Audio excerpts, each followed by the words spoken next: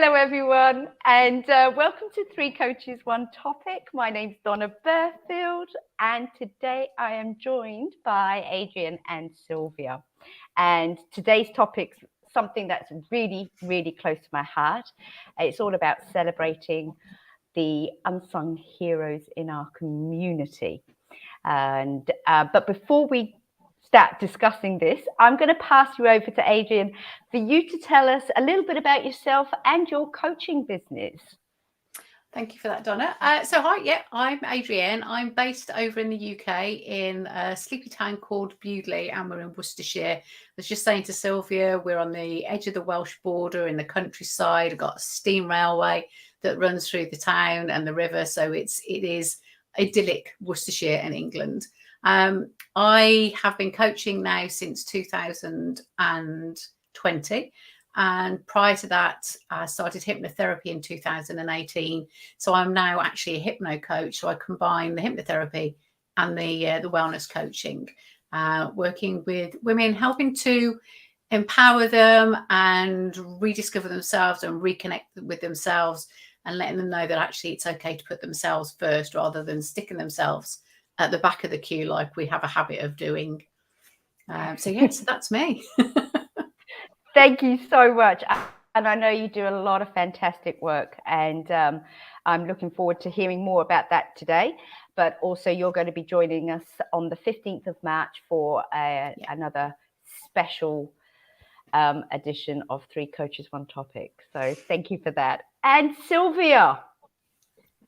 And hello, everyone. Sylvia Bottini here. I am the founder of Be Coached. It's a coaching practice entirely dedicated to leaders, managers, people in organization and in the workplace, to help and assist them with their leadership skills, soft skills, and most importantly, with their interpersonal relations and relationship within the workplace. My clients are a wide range of people, again, professionals, not necessarily female. We have female and male, female, to help them be empowered by their presence, leadership presence in the workplace. And I would say to men to be empowered by their presence that can be sometimes less powerful or less directive. So take something on from different areas of their life, not necessarily put on a mask of the leader that is very directive, very successful, super performing. So working with different energies in the workplace to make people successful leaders. Thank you for that. And you did a wonderful it was a couple of months ago now, workshop for coaches supporting coaches on identity. And I was just saying to you before that, I got so much value from that. And whilst we're here, I might as well quickly mention you've got a workshop coming up this Friday. Do you want to just quickly mention what this workshop is about? Yes, thank you, Donna. Very simple. It's a workshop where we're going to look at our core qualities, how important they are and how much they define our behaviors.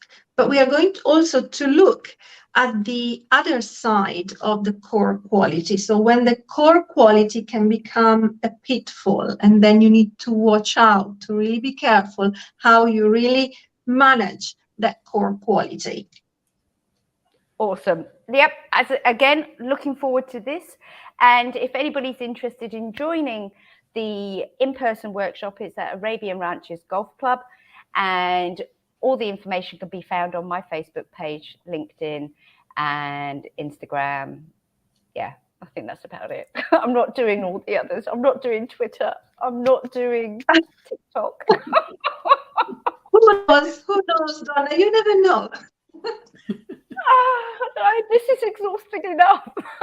But anyway, enough about that. I'm Donna Burfield. I'm the founder of Joy and Purpose Coaching. And before that, I was in education for 26 years. My coaching practice, private coaching practice, is more for parents because I'm combining my two loves, coaching and parenting. And I also run a group here in Dubai called Coaches Supporting Coaches, where coaches get together and concentrate on our competencies, our confidence. We practice coaching. We discuss everything about coaching. We look at how we can be ethical and legal, and just really get excited about how we can serve our clients better. So I'm extremely blessed to be, part of that community, and I get inspired every single day. Which leads me nicely on to today's topic, celebrating unsung heroes within our communities. And when you saw that title, what came up for you when you read that that's what we're going to be discussing today? And I'll open the floor up to anyone who wants to speak. You can go first, Sylvia.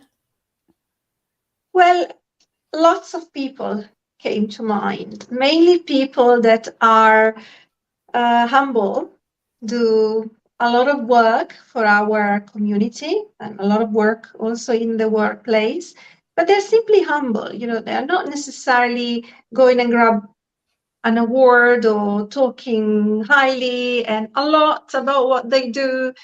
And yes, I had even, names of people I know personally that are making difference in my life. My life is much better every day because of them.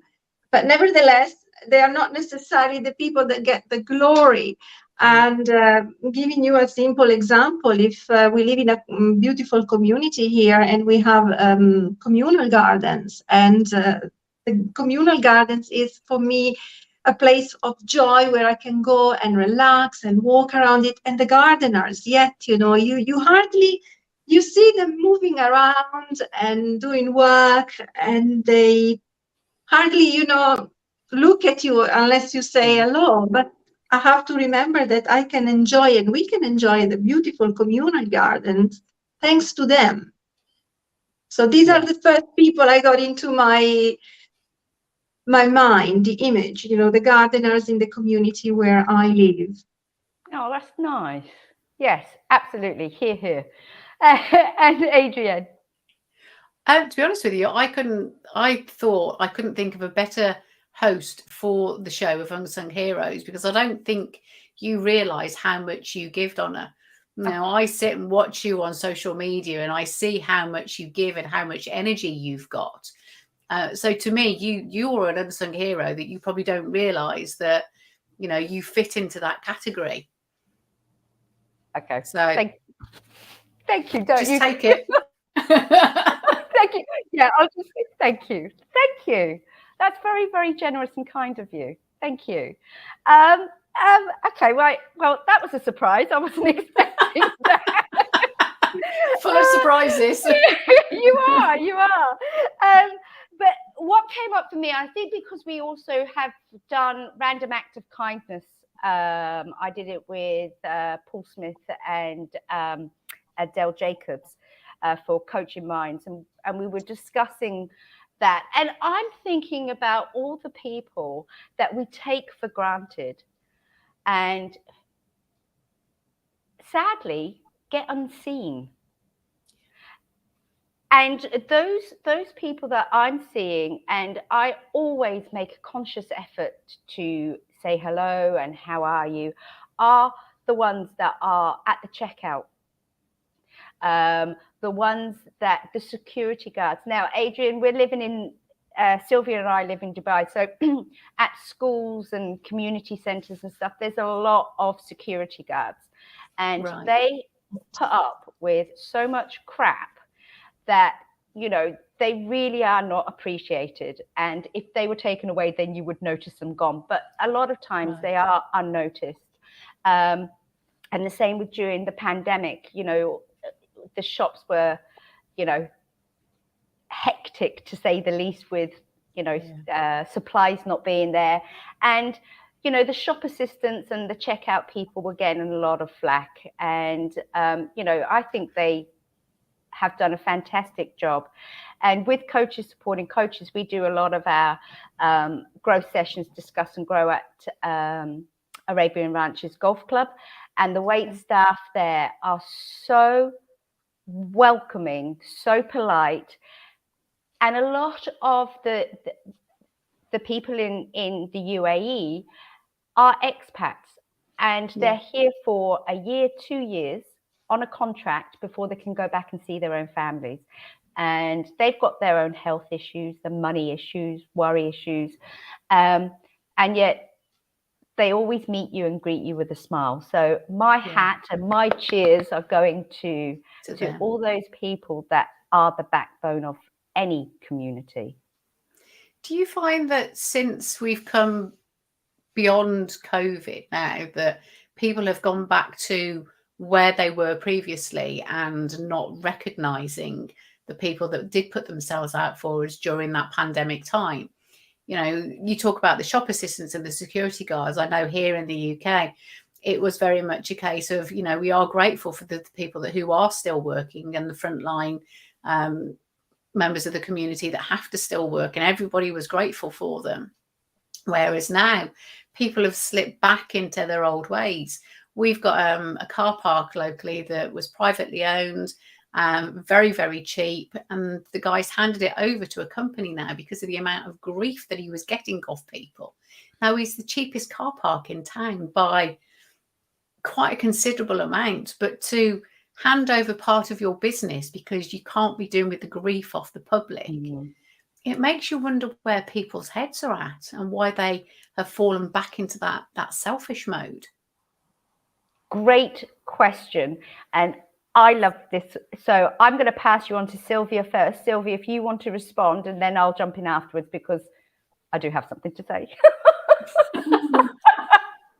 Yes, it is a consideration, an observation that you're making. You know, during the pandemic, we had to look at our safety. Safety became our first priority, and not only our first priority, the priority of our family members.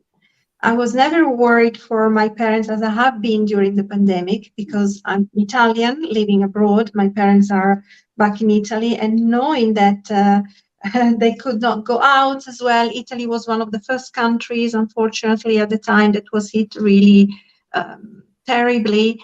And I've never been so thinking about myself, my safety, and the health of all other people, and taking, obviously, the regulations really seriously, wearing a mask, wearing gloves when I was at the supermarket, all this. Have we gone back and have we forgotten about the people that really served us? Because in hospitals here in Dubai, we were served very well. Maybe we have, because of course now we are back in our normal routines. Maybe we've gone back to our office and we've come into the office and we've got that mentality of productivity, being productive, back to work now, or back to normal business.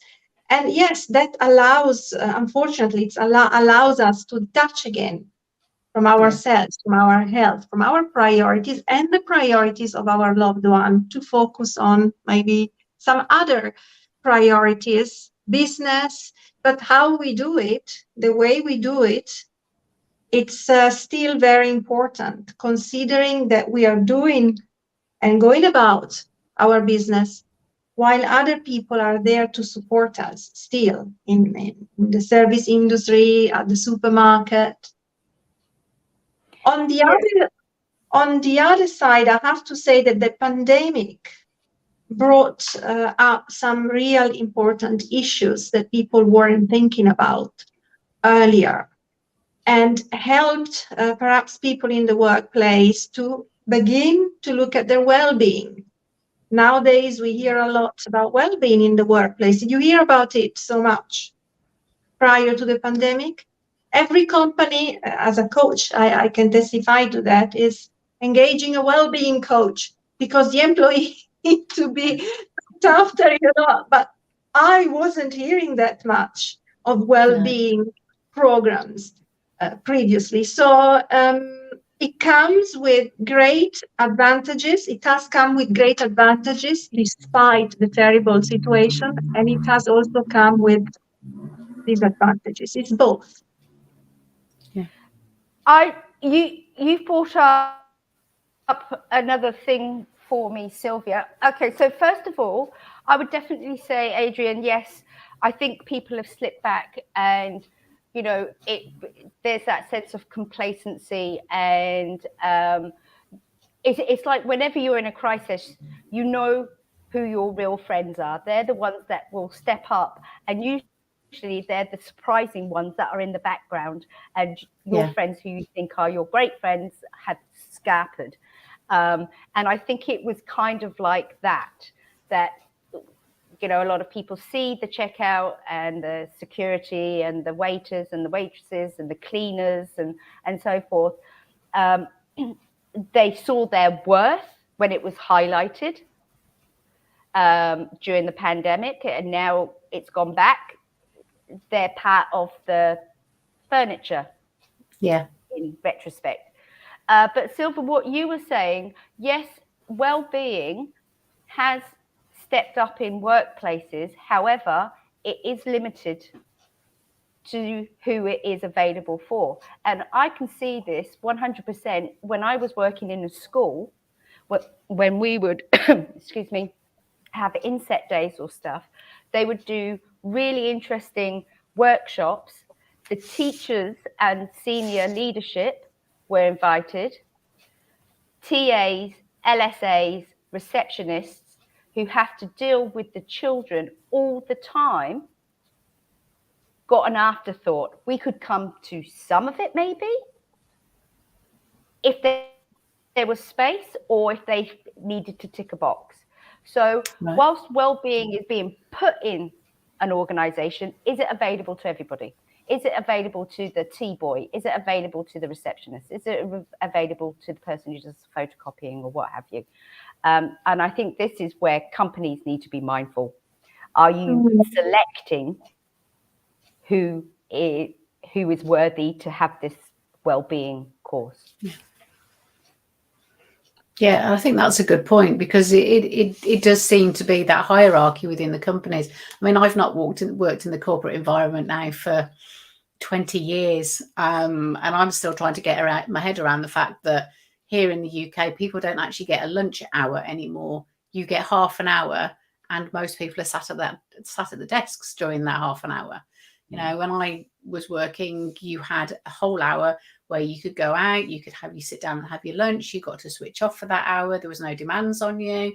Whereas now it's very, very different, and we just seem to be living life at a million miles an hour constantly, which is why so many people are reaching burnout. But there is that hierarchy within the company where you say, you know, whereby that it is certain levels that have benefit or do benefit from the workshops and the workplace well-being.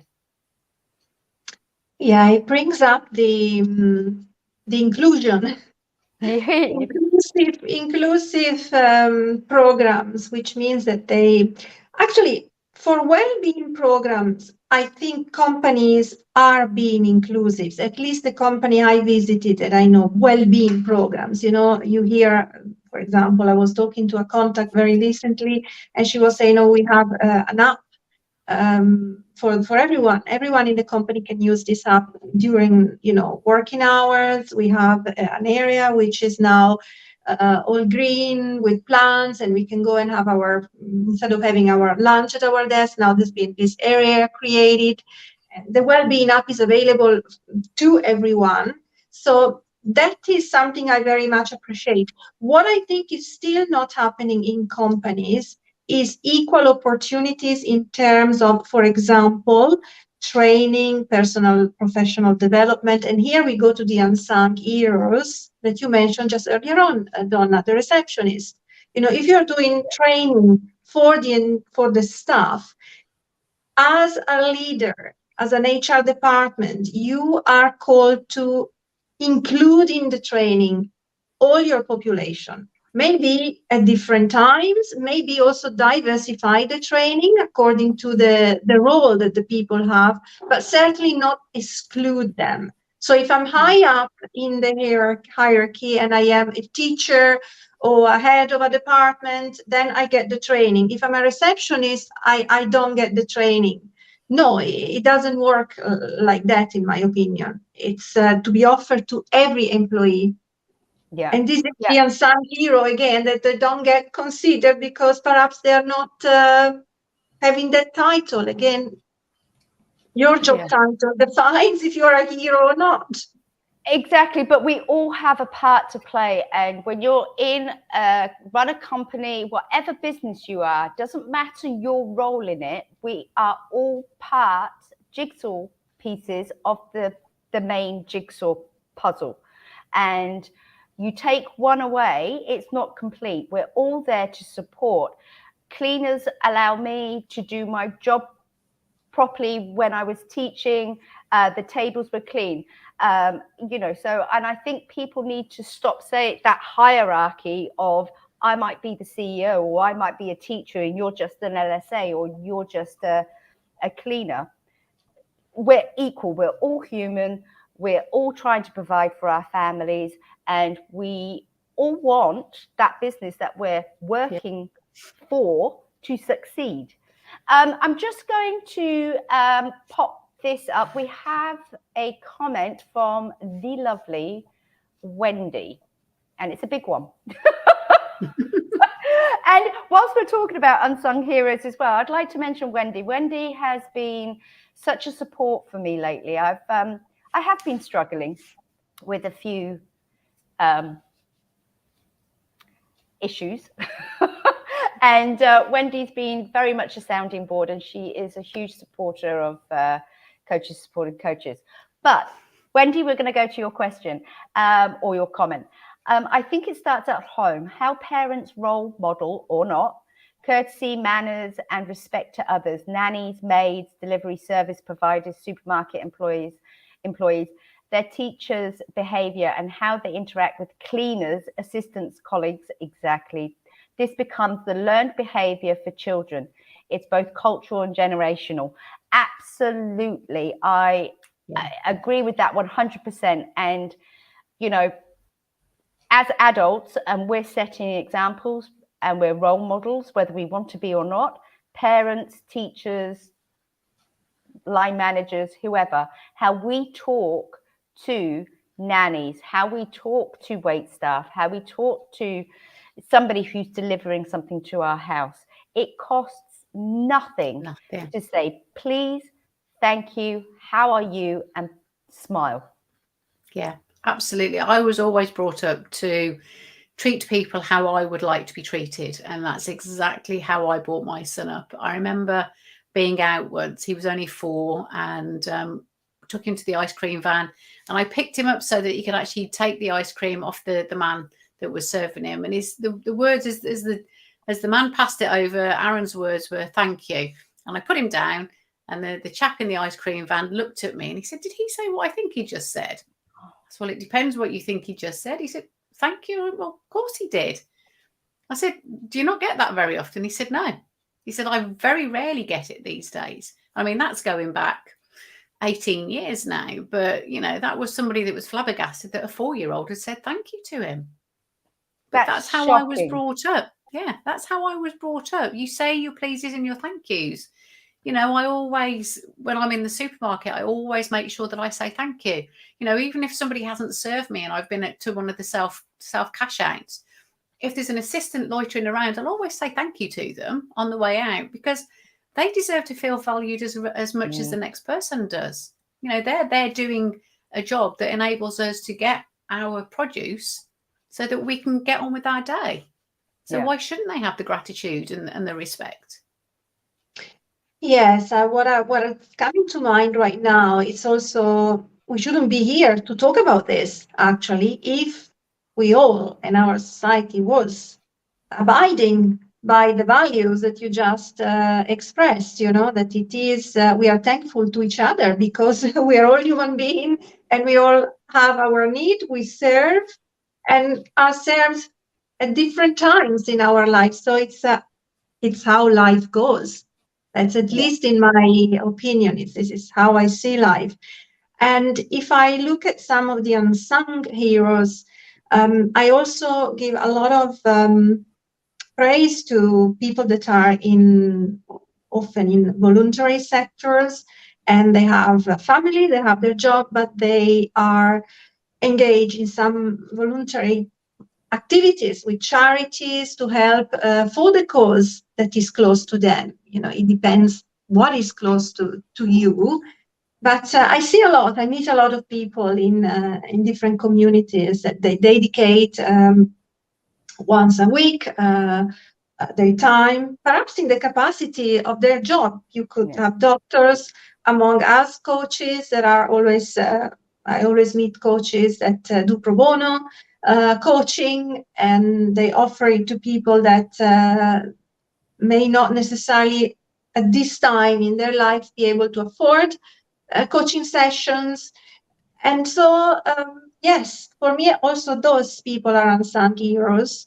They go about their lives every day. They're busy. They have families, but they also remember that this is a privilege sometimes. Look at what happened in Turkey. And we are so privileged now that we are here together, have a safe house. So why not sometimes dedicate some hours of the week or the month to those that are in need right now?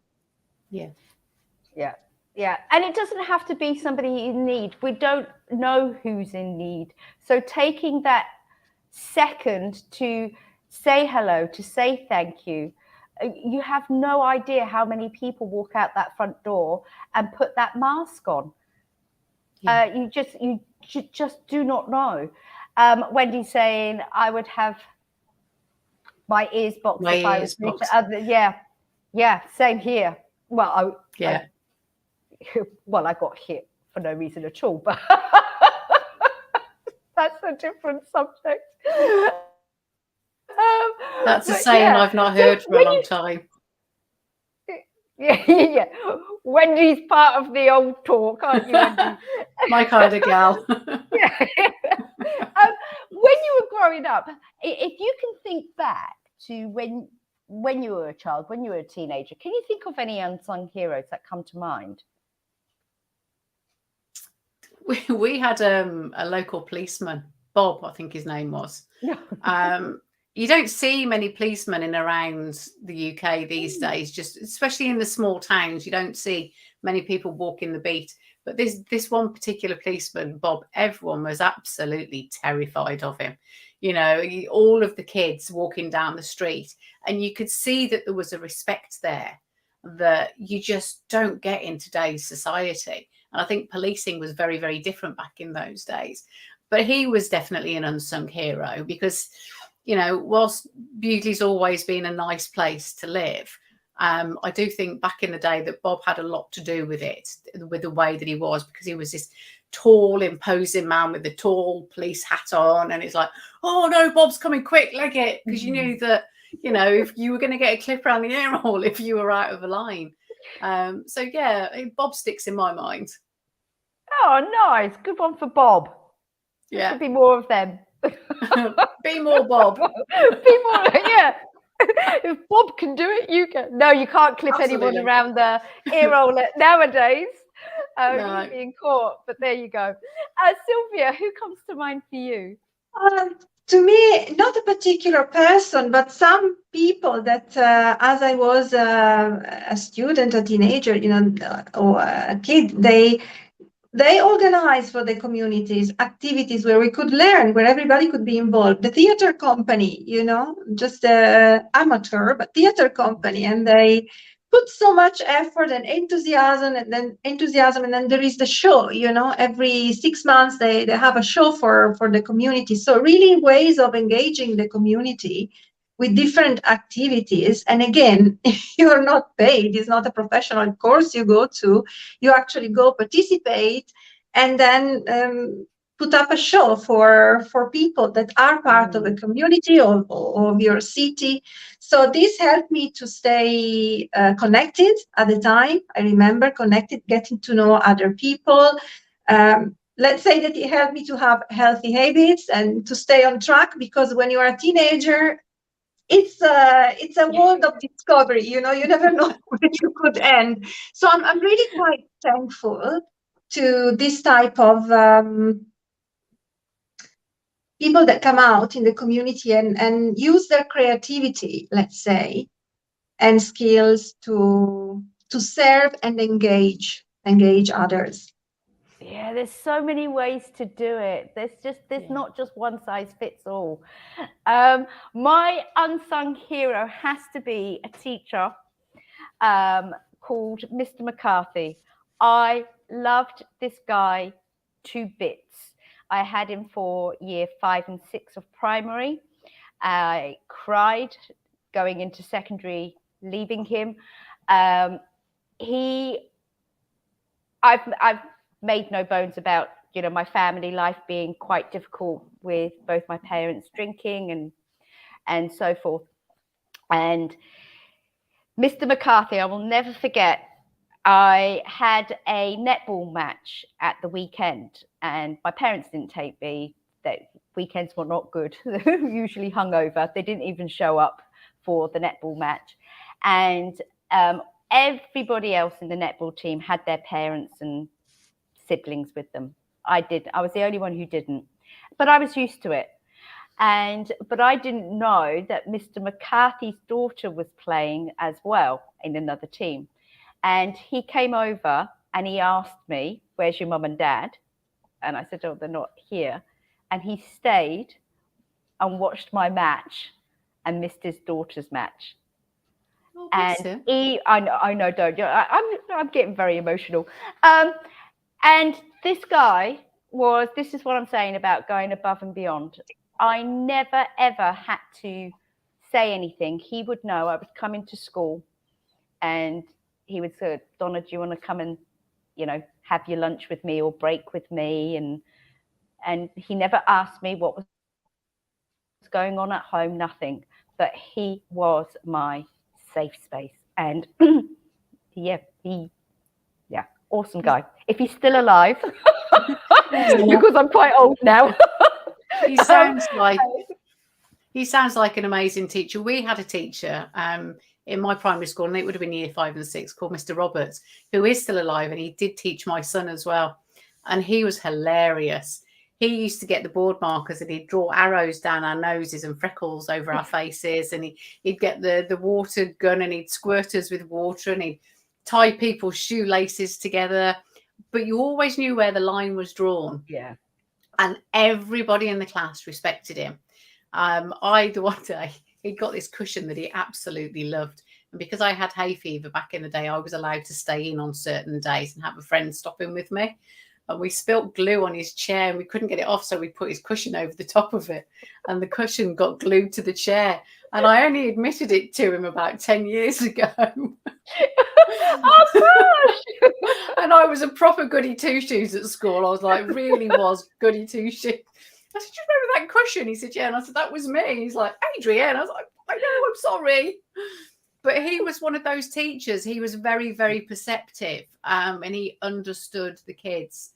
So, yeah, absolutely the same with him, you know, that unsung hero from a teaching perspective. Yeah. No, there are a lot of good people out there. Now, how do you think people can start being that little bit more appreciative? Because you know that saying. We're all coaches here, and we've all done that exercise where we say, "Okay, look in your room and see any brown stuff," and then you start noticing all the stuff that's brown, and then you surprise the person and you say, "Okay, what was yellow?" And you're just like, "Oh, well, I didn't notice any yellow." Yeah. And then you go out and find them. So how can people start noticing and appreciating those around us that get forgotten? Yes, well, you're using already some important words here: noticing, and then you said others around us. So it's from the inside out. That's how I understand it. And sometimes we just need to remember that we are not the only people on this planet when we step out of the door, and we have our car to pick up at the car park, or our shopping to do, or the work we need to complete for the day. There are also, people that surround us, and they may have maybe not a good day. They may need a word, or they've done something amazing that we are not able to notice just because we are too much looking inside. Yeah. And when we look outside, we start looking outside. Sometimes it's just a question of noticing, observing, using silence rather than talking too much, and then listening. So you're open to receive and observe the gardener, the amazing one school teacher, or whoever. I think it's making sure you step off that merry-go-round of life, and I think putting in place a good morning routine makes a big difference, rather than getting out of bed and starting the day at a million miles an hour.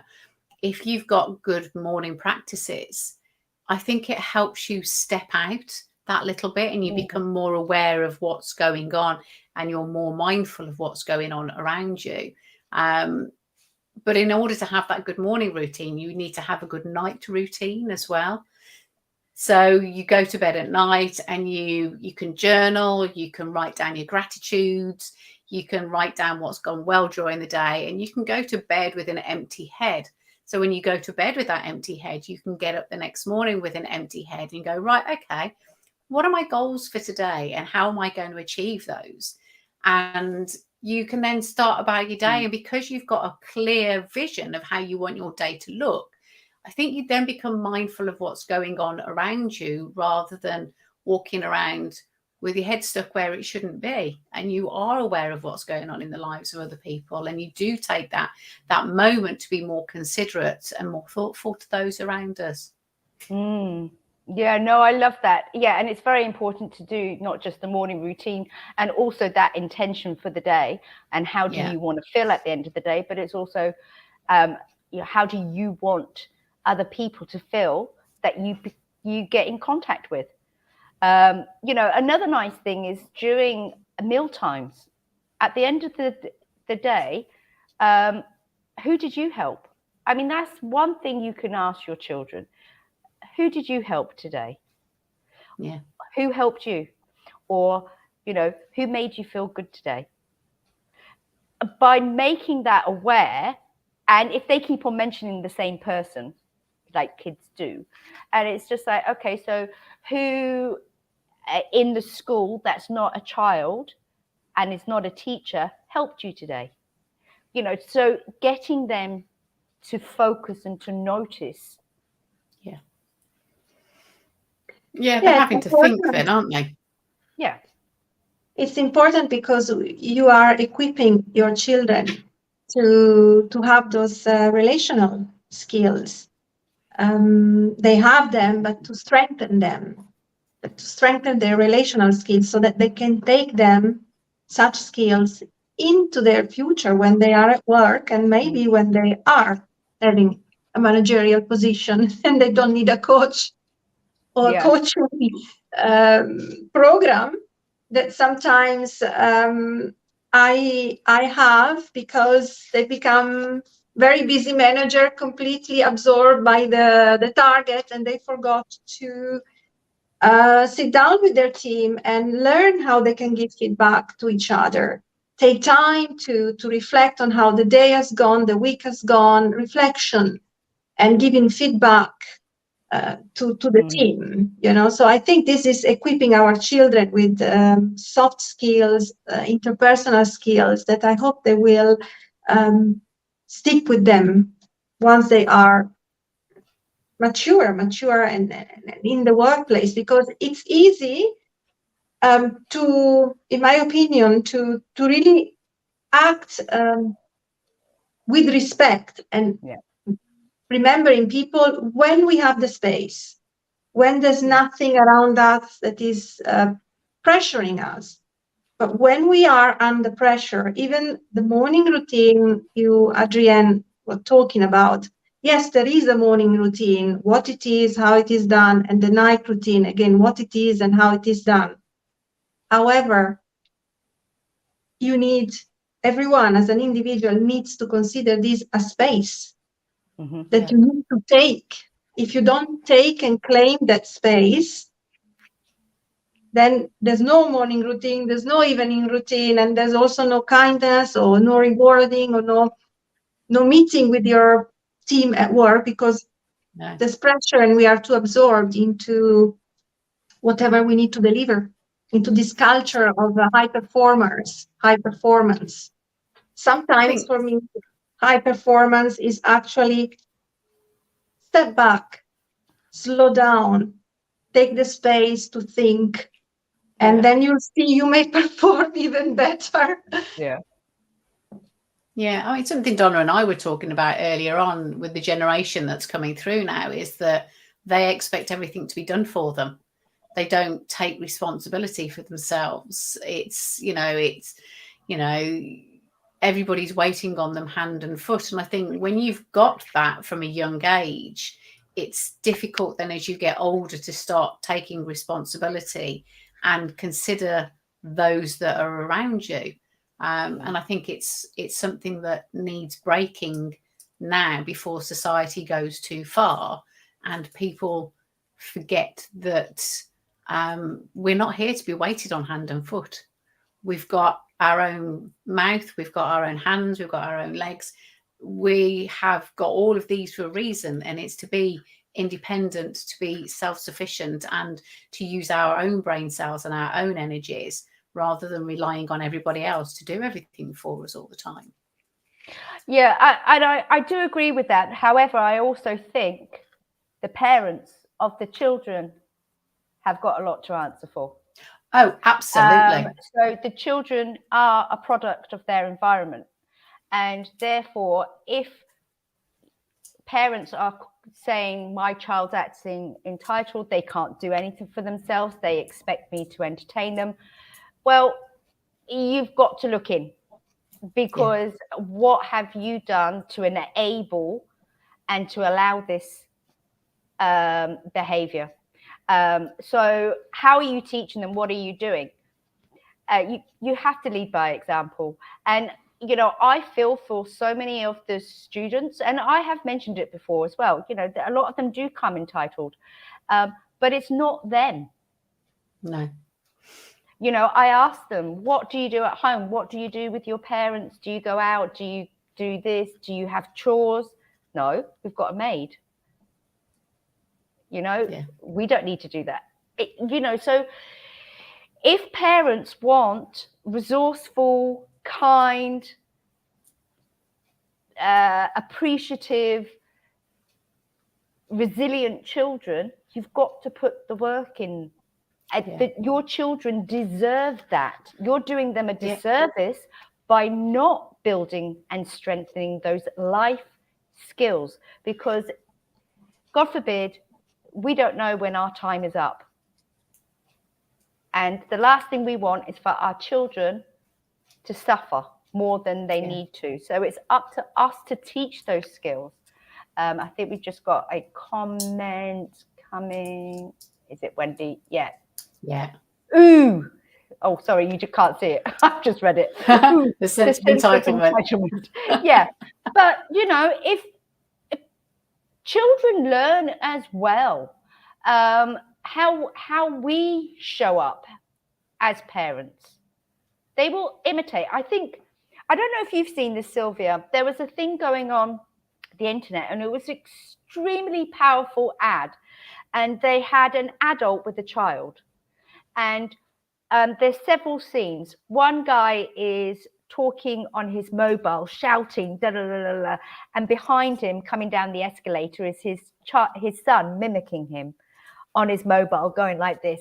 Another one is somebody smoking a cigarette, and there's a child smoking a cigarette, and somebody's drinking, and there's another one where a man hits his wife and leans over and starts shouting, and the son is next to him doing the same. Have you seen that advert? Nobody? No, No, no. not seen that one. It's No. oh, if I can find it, I'll put it into the link to these things. It Yes, is do so so.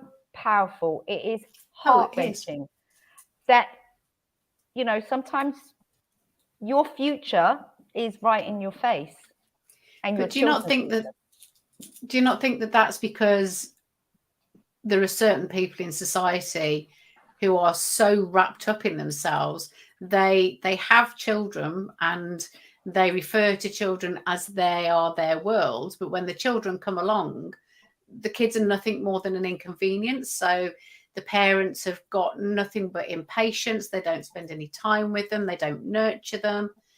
And then because that child hasn't been loved, they haven't been nurtured, they haven't been treated the way that they deserve to be treated, those kids either then continue the cycle or they go, whoa, no, I don't like the way my parents are. I'm going to break that cycle and I'm going to do something different. And I think as parents, there are too many parents out there with society the way that it is that are oblivious to their kids, and which is why a lot of the kids are the way that they are, because the parents in some respects aren't interested.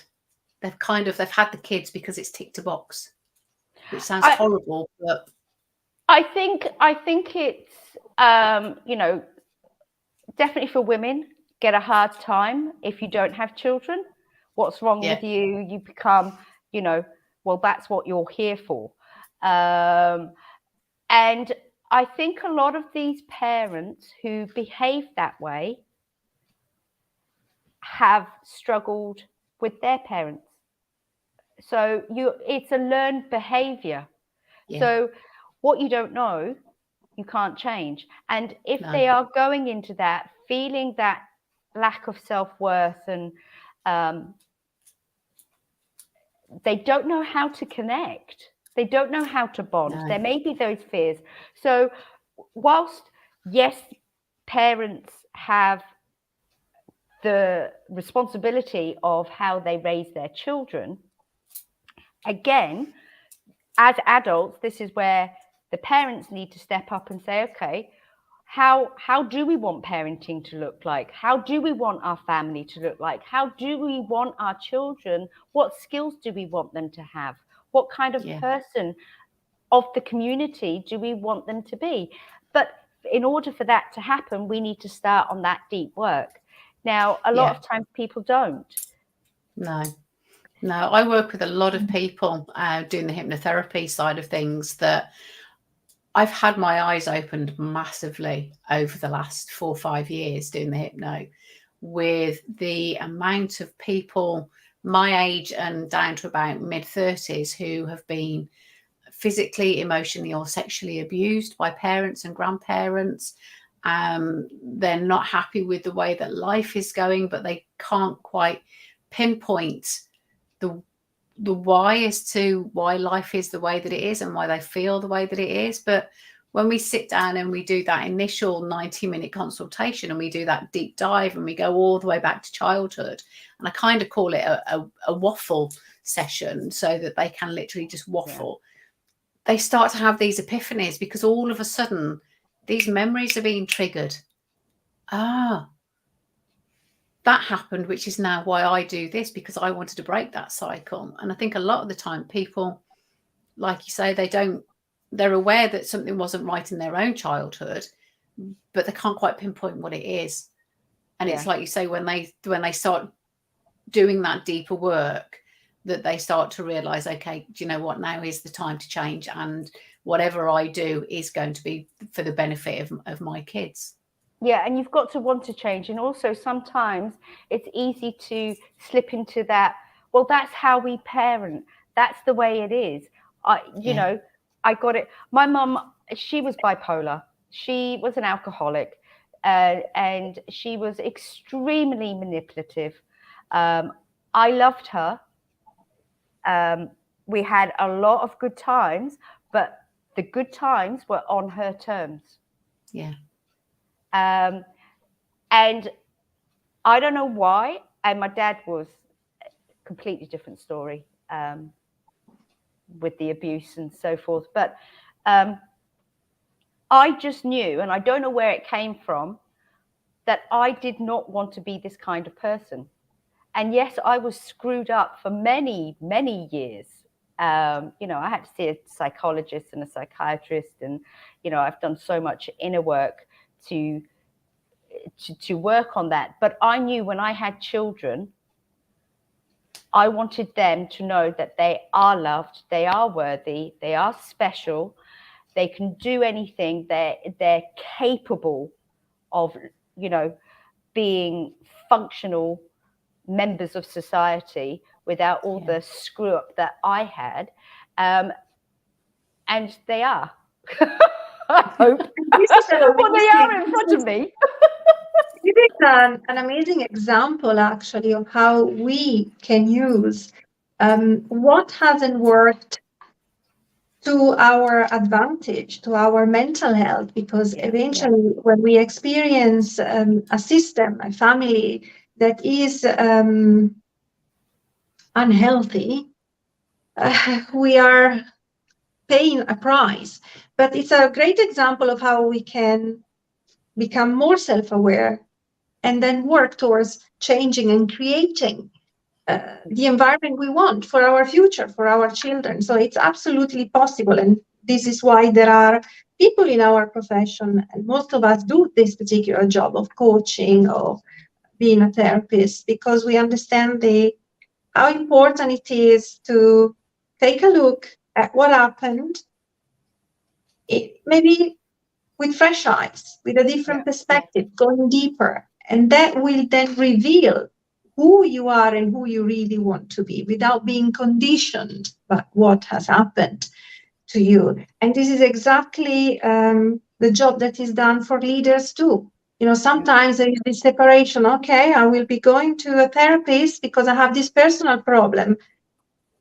But this personal problem is entering your professional life, because the way you behave with your colleagues is also maybe the way you behave outside, and you're not realizing it. Your internal, let's call it issue or conditioning, is at work as well when you are in business.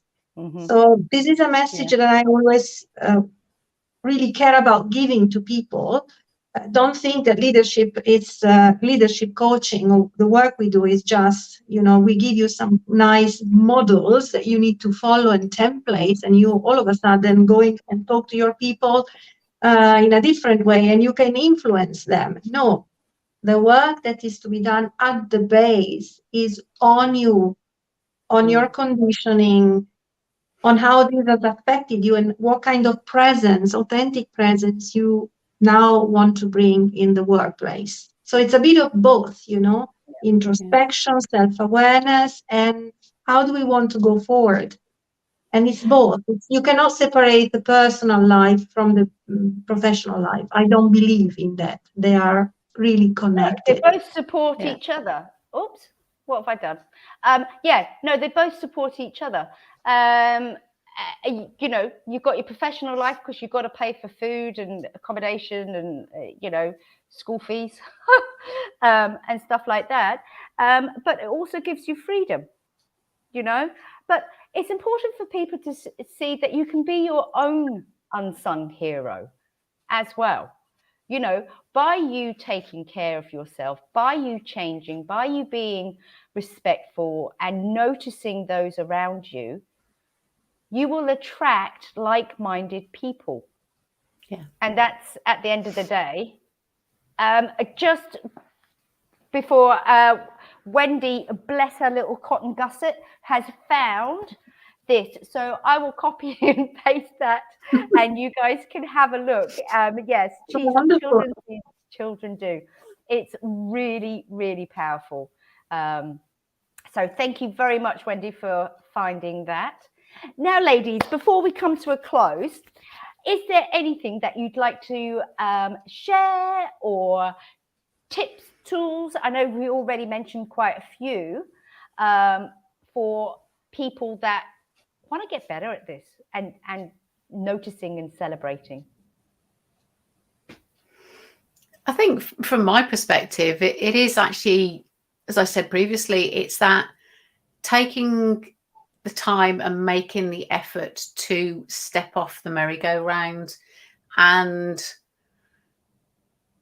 be more observant, look and see what is around you. When you go out on a daily basis, what 5 things can you see today that you didn't see yesterday? If you're doing a regular journey to and from work, to and from school, or wherever it is, what's something new that you've noticed today that you've never seen before?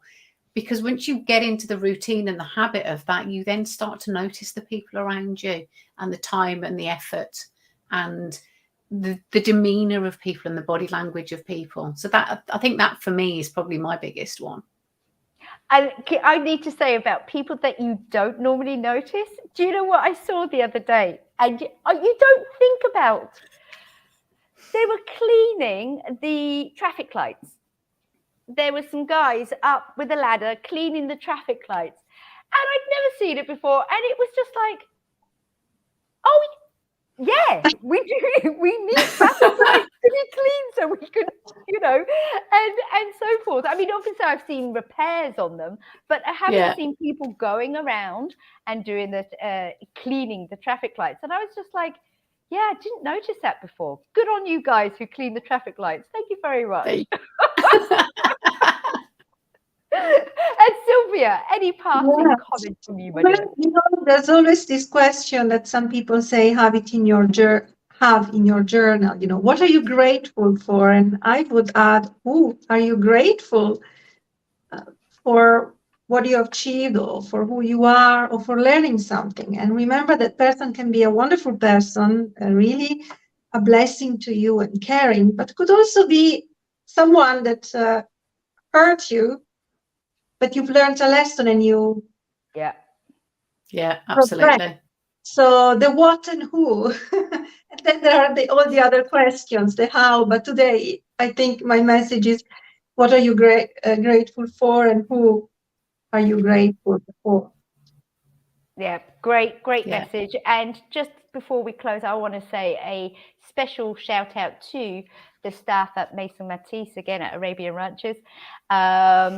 They were there for all my kids' celebrations, my celebrations, and when each child left to go to the UK, and every time I walked in there just to, spend that special time with my children, they became part of my memory.